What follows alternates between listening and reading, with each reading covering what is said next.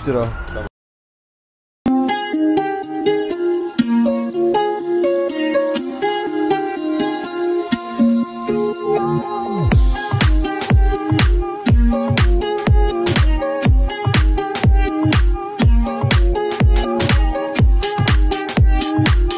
Köylü Baba benim babamın lakabıydı. İstanbul'a gelişi 1971. Bu işe başlamamız 1971. Ben de onun öğrencisiyim ve çok iyi bir esnaftı.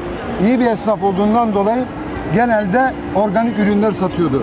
Bundan dolayı lakap almıştı Köylü Baba diye. Ben de onun bir evladı olarak 50 senedir bu işi yapıyorum. Yani 7 yaşından beri bu işi yapıyorum.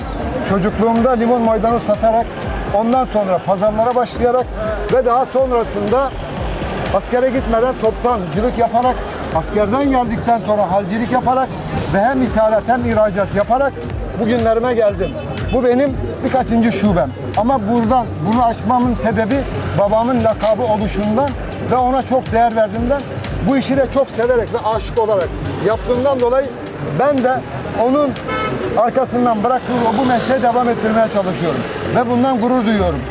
Benim fiyatlarıma satabilecek bu piyasada hiç kimseyi tanımıyorum. Hodri meydan.